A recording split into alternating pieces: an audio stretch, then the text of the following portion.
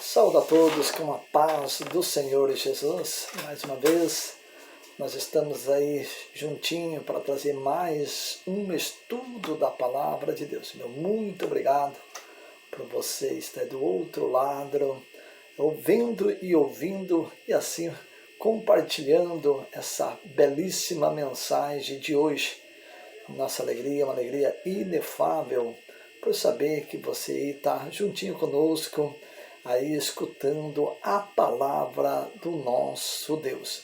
Hoje, com todo carinho, com todo respeito a todos quantos ministram a palavra de Deus, e a você que está aí do outro lado, meu carinho, meu respeito, e aguardo assim a sua preciosa atenção, não para mim, que não sou digno de chamar a vossa atenção, mas sim para a palavra de Deus, que ela é digna de toda a aceitação. Vamos falar hoje um pouquinho do valor da salvação e a vida eterna. Vale a pena lutar pela salvação e a vida eterna? O que nos oferecem a palavra de Deus? Tendo em vista que a salvação e a vida eterna, ela existe, aonde vai viver a eternidade. Devemos observar um detalhe muito importante. Capítulo 15, verso 24 de Provérbio, o sábio Salomão, ele que em toda a sua sabedoria deixou escrito: para o sábio, o caminho da vida é para cima, vírgula, desviando-se do inferno que é embaixo. Vamos hoje deixar o inferno de lado e vamos falar um pouquinho do valor da salvação. Vamos falar um pouquinho do céu. Aonde está milhões e milhares de irmã que a qual morreram em Cristo Jesus? Aonde estão milhares e centenas de irmão e irmã, de pessoas que a qual se arrependeram na última hora? Aonde eles estão? Devemos observar, querido irmão, amada irmã, você que está aí ouvindo e vendo esse estudo da palavra de Deus, que o arrebatamento vai acontecer. Mas espere um pouquinho. E os mortos que morreram em Cristo Jesus, aonde eles estão?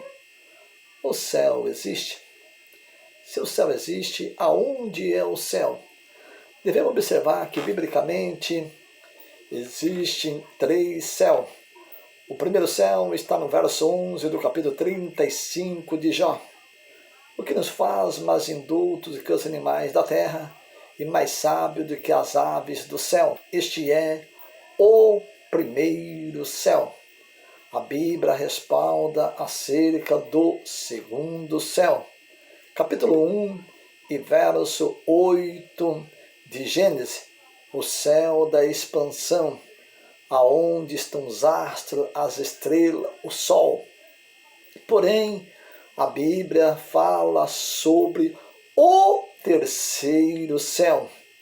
Quando falamos em terceiro céu, eu vou para o capítulo 12, verso 2, verso 3 e verso 4 da segunda epístola do apóstolo Paulo, que a qual ele fala aos Coríntios, que está escrito: conheço um homem que há 14 anos, se no corpo ou fora do corpo, eu não sei, este homem foi arrebatado ao terceiro céu. Se no corpo ou fora do corpo, eu não sei, este homem foi arrebatado ao paraíso. E ele ouviu coisas inefáveis que ao homem não é lícito falar. Espera aí, terceiro céu, ele existe. Mas, porém, devemos observar o valor da salvação e da vida eterna. O apóstolo Paulo, em sua carta aos Colossenses, no capítulo 3 e verso 1, ele deixou escrito: portanto, se já ressuscitaste com Cristo, buscai as coisas lá de cima, aonde Cristo está sentado à destra de Deus. Devemos observar, querido irmão, amada irmã, você que está aí vendo esse vídeo e ouvindo a palavra de Deus, que o céu, ele existe. Bilhões de irmãos e irmãs, milhares e milhões de pessoas que a qual se converteram em Jesus Cristo e que se arrependeram, a sua alma está no paraíso, porque é a alma que tem a promessa. Quando falamos em alma, eu vou para algo de suma importância. Quando eu vou dentro da Bíblia Sagrada, eu vou para a cruz do Calvário, no alto do Gólgota. Lá no alto do Gólgota estavam 2 homens ali crucificados. Porém, pegaram Jesus Cristo, pregaram ele naquele madeiro e ali colocou ele ao meio daqueles 2 salteadores.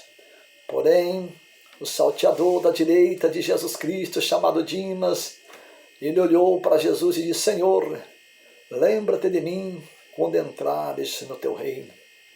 Jesus Cristo, ele estava totalmente ferido, o seu corpo todo dilacerado, o seu rosto estava ensanguentado, porque sobre a sua cabeça estava uma coroa de espinho, com cerca de 200 espinhos cravados sobre a sua cabeça. As suas mãos estavam cravadas naquele madeiro e também os seus pés estavam cravados naquele madeiro. Mas, porém, Jesus Cristo a si mesmo olhou para Dimas, o ladrão da direita, que a qual disse para ele: Senhor, lembra-te de mim quando entrares no teu reino. E Jesus respondeu dizendo: em verdade eu vos digo que ainda hoje tu estarás comigo no paraíso. Capítulo 23, verso 42 e verso 43 do Evangelho de São Lucas está essa passagem. Mas o que me chama a minha atenção: quem é que está no paraíso? Quem é que tem a promessa de salvação e vida eterna? Quando falamos em promessa, eu vou para a segunda carta de Paulo aos Coríntios, no capítulo 7 e verso 1. Ora, amados, se temos tais promessas, purifiquemo-nos de toda a imundícia da carne e do espírito, em temor e santificação diante de Deus. Observa que aqui fala sobre algo de suma importância, que é a qual a santificação de um homem e de uma mulher convertida. E também fala-se acerca do arrependimento, que é a qual vemos dentro da Bíblia acerca de Dimas, o ladrão da direita, que ele não era convertido, mas porém, na última hora, ele se arrependeu. E seu arrependimento, Jesus deu a ele o direito de entrar e estar no paraíso. Mas quem é que está no paraíso? Quem é que tem a promessa de salvação e vida eterna?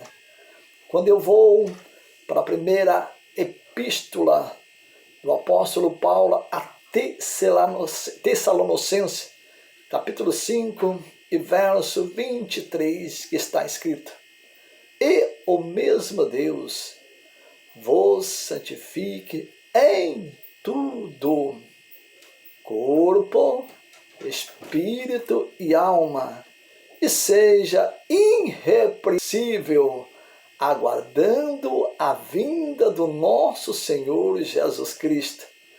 O que me chama a minha atenção, eu deixo esse versículo 23, no capítulo 5 de primeira carta de Paulo a Tessalonicenses, e vou para o capítulo 2 e verso 10 de Apocalipse, a parte B deste versículo: ser fiel até a morte, e dar-te-ei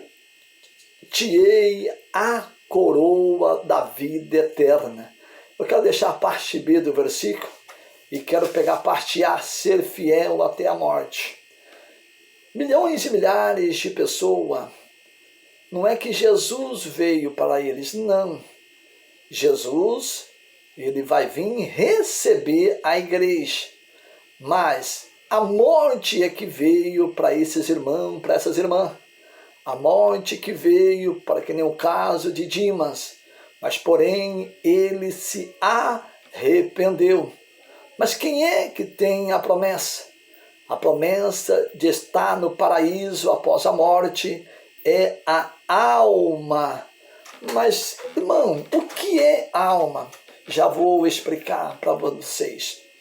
O salmista Davi, no Salmo de número 42, verso 6, ele diz: ó meu Deus, a minha alma está abatida dentro de mim. Quando eu olho dentro da Bíblia, eu deixo o número 6, número 42, verso 6 de Salmos, e vou para capítulo 10 e verso 28 do Evangelho de São Mateus, que Jesus disse aos seus discípulos: temei a quem? Ao homem que tem poder de matar o corpo e não a alma.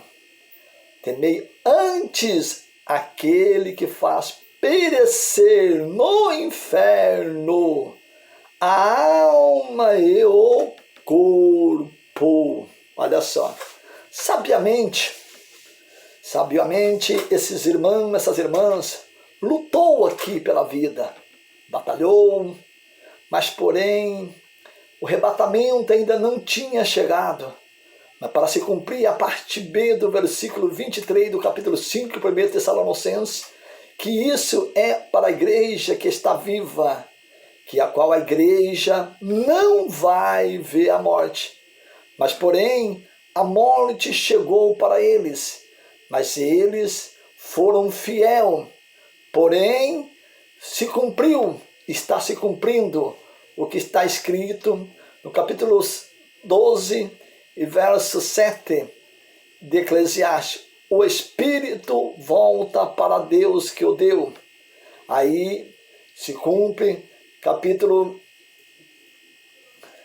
3 e verso 19 de Gênesis: e o corpo volta para o pó. Agora observa só, quem tem a promessa é a alma. A alma, no grego, é a parte psicológica, que é um corpo dentro deste corpo, que é o mesmo corpo. Se você, nós, formos olhar no espelho, nós vamos ver o reflexo do nosso corpo, e é o mesmo corpo. Quando o corpo decai no chão, que ele perde o fôlego de vida volta para Deus que o deu. Porém, o corpo vai para a sepultura. Mas quem tem a promessa de vida eterna, sim, é a igreja. Vai vir o arrebatamento, mas só que veio a morte, não o arrebatamento, veio a morte para eles. Então a alma está descansando no paraíso. Quando eu olho dentro da Bíblia, eu vou um pouquinho mais além. Eu vou para o capítulo 11 e verso 25 do Evangelho de São João. Marta estava desesperada. Marta estava angustiada. Marta, ela quando soube que Jesus estava na aldeia de Betânia, Marta em desespero foi ao encontro de Jesus, porque o seu irmão Lázaro já estava há 4 dias morto, já estava até cheirando mal. Porém, ela lançou-se aos pés de Jesus e Jesus olhou e disse para ela: eu sou a ressurreição e a vida. Todo aquele que crê em mim, mesmo que esteja morto, viverá. Olha só, Jesus estava falando que Lázaro ia ressuscitar. Isso demonstra que vai haver uma ressurreição. Porque quem morre em Cristo Jesus, quem morre que se arrependeu, quem morre convertido, ele ainda tem esperança. Quando falamos em esperança, eu deixo o verso 25 do capítulo 11 do Evangelho de São João e eu vou para o verso 32 do capítulo 14 de Provérbios, que o sábio Salomão, ele que em toda a sua sabedoria deixou escrito na parte B desse versículo. Mas para o justo, até na morte tem esperança.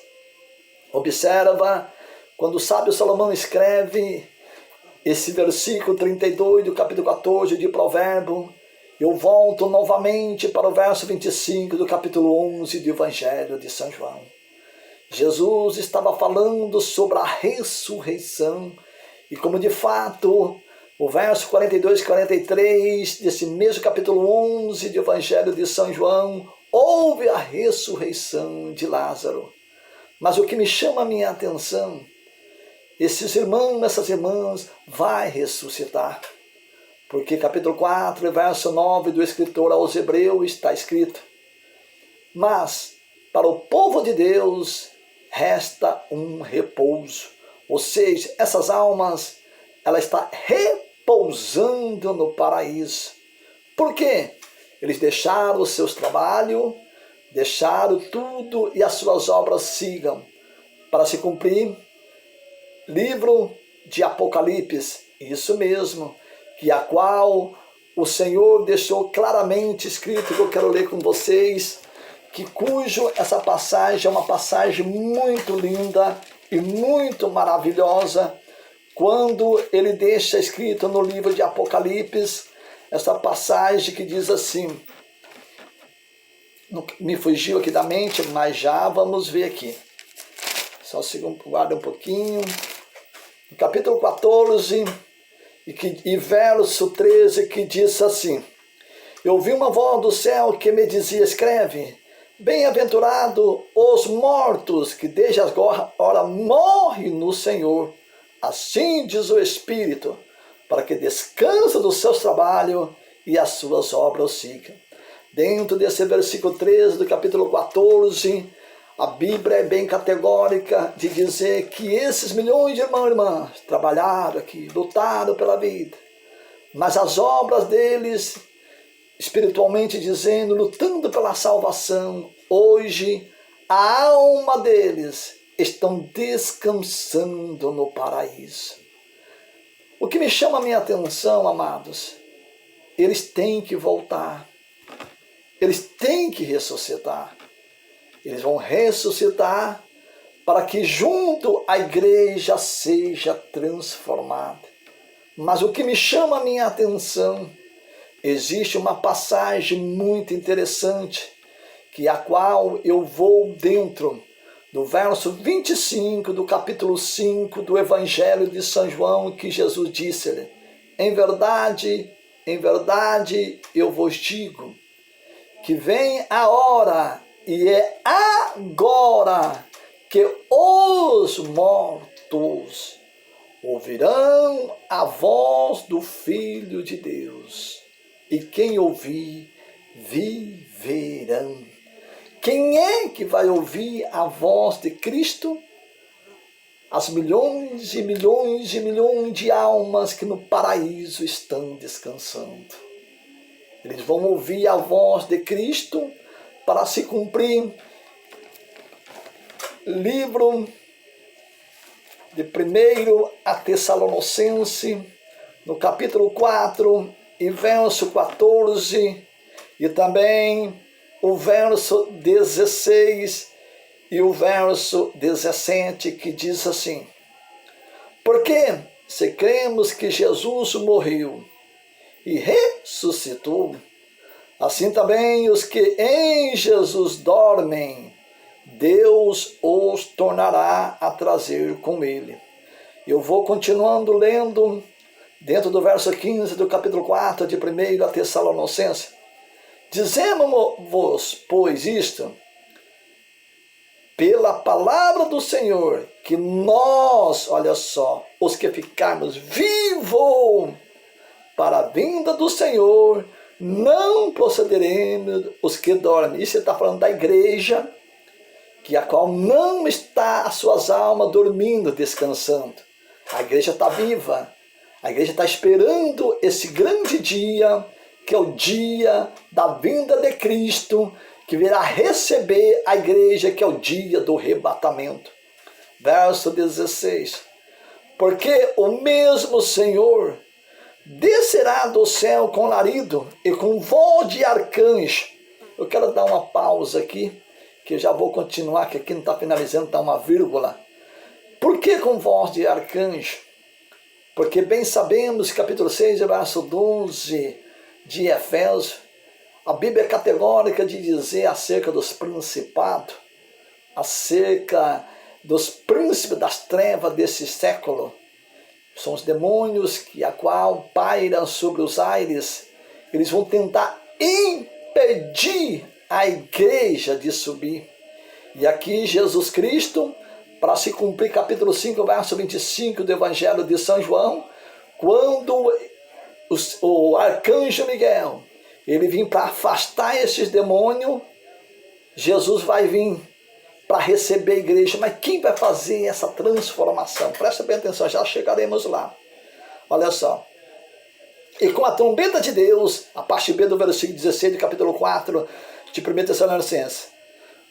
A trombeta de Deus, os que morreram, olha, em Cristo, ressuscitarão primeiro.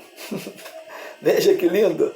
Quer dizer, os milhões e milhões de irmãs, inclusive Dimas, o ladrão da direita, eles vão ter que ressuscitar primeiro, para junto à igreja sair com eles, ou seja, ser entregue nas mãos de Cristo, para ir para a bolda do Cordeiro. Já chegamos lá. O verso 17. Depois nós, o que ficarmos vivos, seremos arrebatados juntamente com eles nas nuvens, a encontrar com o Senhor nos aires. E assim estaremos sempre com o Senhor. Veja, amados, veja, queridas, é muito importante nós acreditarmos em Jesus Cristo e passarmos a servi-lo e passar a buscar a salvação e a vida eterna, porque esse dia ele vai chegar. Eu volto para complementar para 1 aos Coríntios, no capítulo 15 e verso 51, e eu quero finalizar o verso 54 dessa primeira carta de Paulo aos Coríntios. Olha só, capítulo 15, verso 51. Eis aqui vos digo um mistério. Na verdade, nem todos dormiremos, mas todos seremos transformados. Num momento, num abrir e fechar de olhos, ante a trombeta, porque a trombeta soará, e os mortos ressuscitarão incorruptível, e nós seremos transformados. Verso 53 e o verso 54 da primeira carta de Paulo aos Coríntios, no capítulo 15. Porque convém que isso que é corruptível se revista da incorruptibilidade, e que isso que é mortal se revista da imortalidade. E quando isso que é corruptível se revestir da incorruptibilidade, e isso que é mortal se revestir da imortalidade, então cumprir-se-á a palavra que está escrito: tragada foi a morte pela vitória. Esse versículo 54 do capítulo 15 de 1 Coríntios, esse último texto, essas últimas palavras, para se cumprir o que disse Jesus Cristo no verso 26 do capítulo 11 do Evangelho de São João, quando ele falou no verso 25: eu sou a ressurreição e a vida. Todo aquele que crê em mim, mesmo que esteja morto, viverá. Ele estava falando dos que morreram em Cristo, que hão de ressuscitar. E o verso 26 do capítulo 11, ele já enfatizou do Evangelho de São João, diz: e aquele que crê em mim não morrerá. Escrito nisto, vai se cumprir o verso 54 no capítulo 15 de 1 aos Coríntios. A morte não vai ter poder. Por quê? Porque o arrebatamento vai acontecer. E quando falamos em arrebatamento, eu quero aqui dar um ênfase em cima e falar acerca do Espírito Santo, mas eu vou deixar o verso 64 no capítulo 15 de 1 Coríntios, e vou lá para o sermão profético, do capítulo 24 e verso 19 de São Mateus. Jesus ali também falou do arrebatamento. Ele diz: ai das grávidas naquele dia e das que amamentam. Ai das grávidas e das mães que amamentam naquele dia. Por que está falando ai? Já vou enfatizar. No mesmo capítulo 24 do Evangelho de São Mateus, agora eu vou para o verso 40 e o verso 41. 2 estarão trabalhando no campo, um será tomado e outro será deixado. 2 estarão no moinho, um ficará e outro será levado. Jesus estava falando do arrebatamento. A mãe que não se preparou, a mãe que não se converteu, estará com seu filho amamentando. O meu filho sumiu, desesperada. A mãe que está grávida de 3 meses, 4 meses, 5 meses, 7 meses, 9 meses, já nos dias para dar luz ao bebê. O grito: ai, o meu filho desapareceu. Aí o mundo vai dar por conta que Jesus voltou. E se abrir e fechar de olho, no verso 52 do capítulo 15 de 1 Coríntios, amado irmão, é mais rápido do que 1/1000 de segundo. Quando falamos em rapidez, em milésimo de segundo, mais rápido que 1/1000 de segundo, eu pego o Espírito Santo de Deus. No capítulo 3, verso 16 de 1 Coríntios, Paulo deixou escrito: ora, vós sois o templo de Deus e a morada do Espírito Santo. Ou seja, no dia do arrebatamento, o Espírito Santo de Deus, quando milhões e milhões de almas que estão no paraíso, que a qual, para se cumprir verso 25 do capítulo 5 do Evangelho de São João, eles vão ouvir a voz de Cristo. Mas, porém, para se cumprir 12:7 de Eclesiastes, o Espírito está com Deus, Deus devolve o Espírito, lá vem a alma. Agora, aonde tiver, foi enterrado o corpo dos santos homens de Deus, das santas mulheres de Deus, aonde tiver, assim, no pó, vai se cumprir, olha só, capítulo 26 do livro do profeta Isaías, e o verso 19, que diz assim, ó: os teus mortos viverão, os teus mortos ressuscitarão. Despertai e exaltai-vos que habitai no pó, porque o teu orvalho, ó Deus, será como o orvalho das ervas, e a terra lançará de si os mortos. Ou seja, a alma vai vir, o Espírito vai vir, e olha, e ali a terra vai dar o corpo, a matéria que ali foi enterrada, vai se cumprir também. Eu quero pegar com vocês o livro do profeta Daniel, no capítulo 12, isso mesmo, e no verso, olha, 2, que diz assim, capítulo 12 e verso 2, que diz assim: e muitos dos que dormem no pó da terra, ó, uns ressuscitarão para a vida eterna. Deixa esse versículo 12 do capítulo 2 de Daniel e vou lá para o Evangelho de São João, no capítulo 5 e verso 28 e verso 29, que diz assim, já vamos finalizar. Olha só: não vos maravilhei disso, porque vem a hora em que todos os que estão no sepulcro ouvirão a sua voz.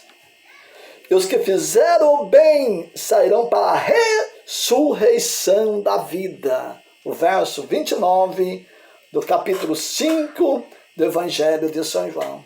Ou seja, eles vão vir, a alma vai vir, Se estiver no sepulcro, foi enterrado agora, e o arrebatamento vai acontecer daqui 1 hora, pois o espírito volta para aquele corpo, a alma volta e ele vai ressuscitar. E junto com a igreja, que será transformada, o espírito vai transformar, vai entregar nas mãos de Jesus Cristo, e Jesus vai levar a igreja para este lugar aqui. Presta bem atenção. Livro de Apocalipse, é um estudo maravilhoso, capítulo 19, verso 7, verso 8 e verso 9, que diz assim: regozijemo-nos e alegremo-nos e damos-lhe glória, porque vindos são as bodas do Cordeiro, e já a sua esposa se aprontou. E foi-lhe dado que se vestisse de linho fino, puro e resplandecente, porque o linho fino são a justiça do santo. Olha o verso 9 do capítulo 19 de Apocalipse. E disse-me, escreve, bem-aventurados aqueles que são chamados à ceia das bodas do Cordeiro. E disse-me, estas são as verdadeiras palavras de Deus.